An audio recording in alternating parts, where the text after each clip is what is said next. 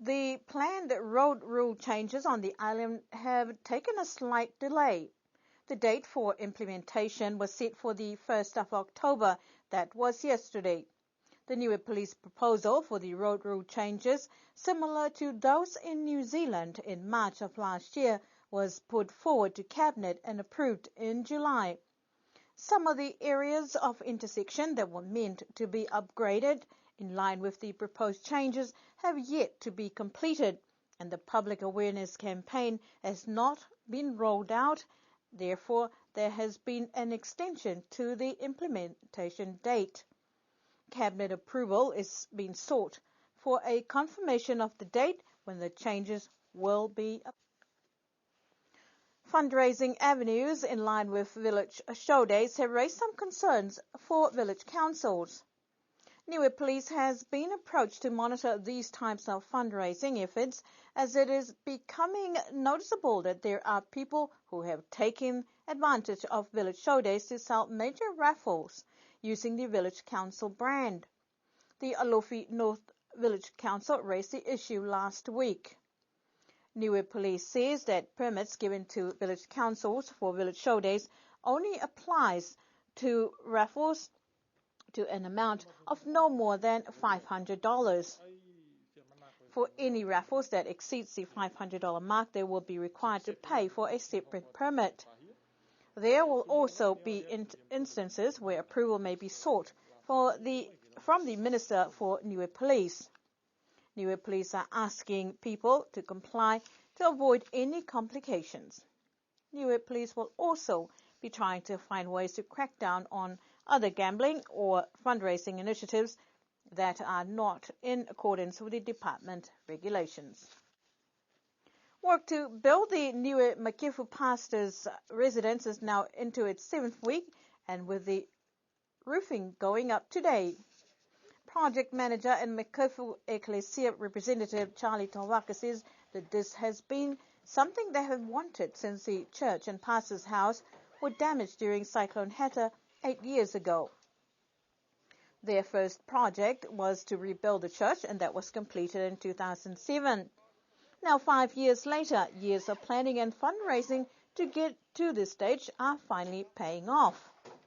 According to Charlie, the project has been funded with funds that were collected when at the church opening that the congregation has kept specifically for this purpose, along with other fundraising initiatives that have been supported by members of the community in New Zealand. It was estimated the project would take 3 months to complete, in time for the tentative opening in December. Senior officials and trade negotiators from the Pacific ACP states are meeting with the European Union this week in Brussels to progress the negotiation of their economic partnership agreement with the European Union. Tonga's Chief Executive Officer at the Ministry for Commerce, Tourism and Labour, Mr. Tatafu Moeaki, confirmed to the EC that the Pacific ACP states are ready to conclude the negotiations of a meaningful, comprehensive EPA as mandated by the PACP leaders, and urged the EC to engage into technical negotiations in good faith and a spirit of partnership. The last formal negotiation of the PACP EU EPA was held in October 2009. The PACP states has undertaken significant preparations for the negotiations.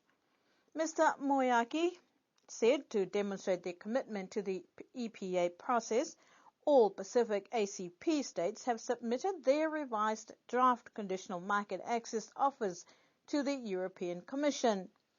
For many Pacific ACP states, particularly the small island states, the fisheries sector has the greatest potential to contribute to their development. The EPA would only be meaningful for the Pacific ACP states if it addresses their development aspirations as owners of fisheries resources. Niue Premier Honourable Toke Talangi is also one of the biggest supporters of fisheries development. We will bring you more on newest developments on the EPA discussions in our future news bulletin. Last week, the Niue Islands Fishermen's Association held its annual general meeting with just a handful of keen, interested fishermen present. The meeting raised a number of issues highlighting the challenges experienced by the organization over the years, like trying to increase membership and working within the parameters of a constitution that is outdated. There were various suggestions on ways to move forward, but in the interim, a committee has been elected to review the organization's constitution, a task that is to be completed by the end of December. The interim committee consists of Chairman Robert Mato-Rex, Vice Chairman Paul Basisi, Secretary Vanessa Marsh, Treasurer Graham Marsh, and committee members Hima Douglas, Patrick Jacobson, Missiata Tasmania, and Avi Rubin. The association will also be looking to increase membership and try to bring the various factions of fishing sectors on the island together.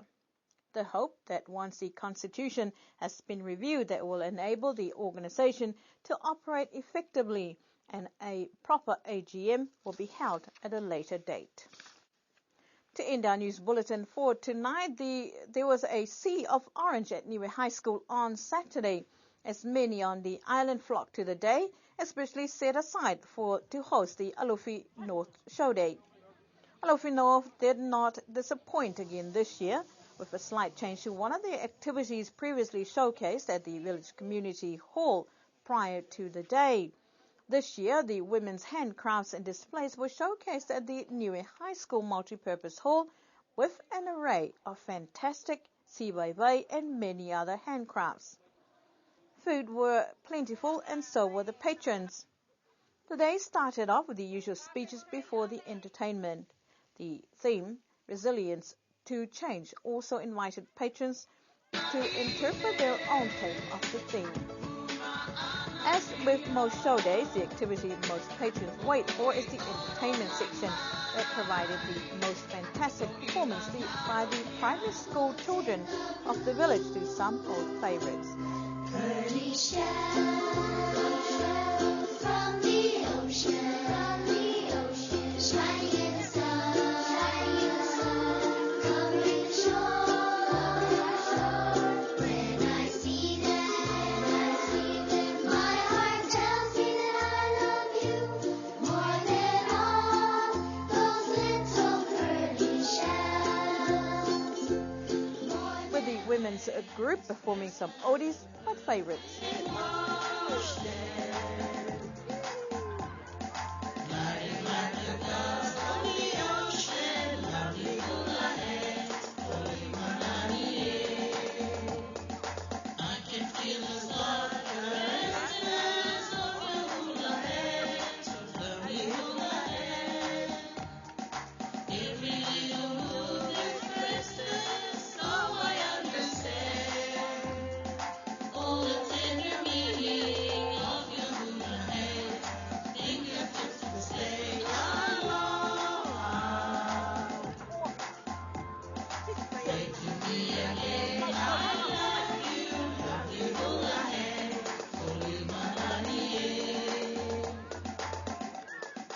Other groups also showcased their talents and ended up with the village youth and their great performance.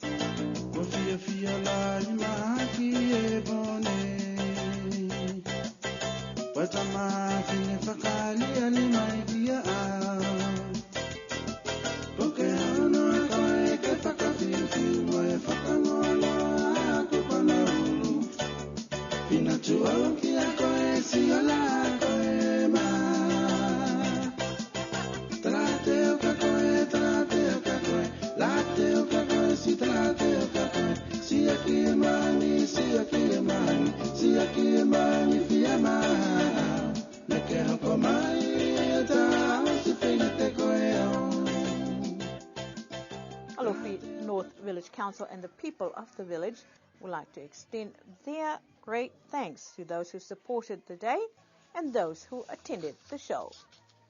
That's our news bulletin for tonight. Good evening.